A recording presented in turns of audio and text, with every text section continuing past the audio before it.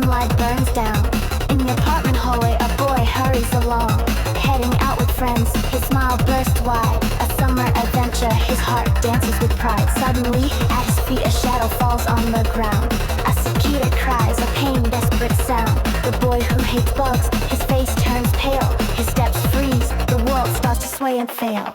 What should I do? What should I do? His heart screams out. A tiny life trembles before his eyes, no doubt. Unable to move, the boy stands still. In the hot breeze, he's frozen against his will.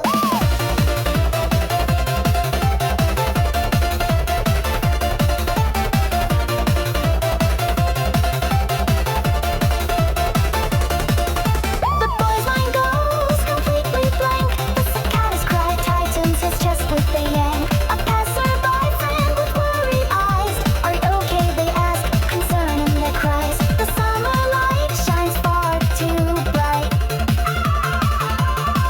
but the boy's heart remains frozen in fright.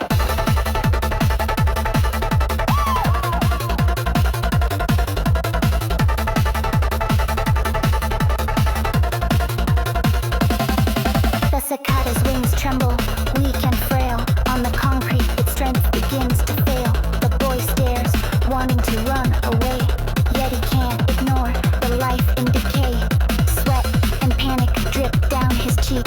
He wants to help, but his hands feel weak.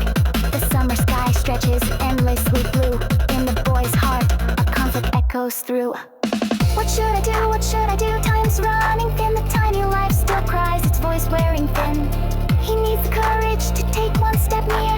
In the boy's eyes, a glimmer of tears.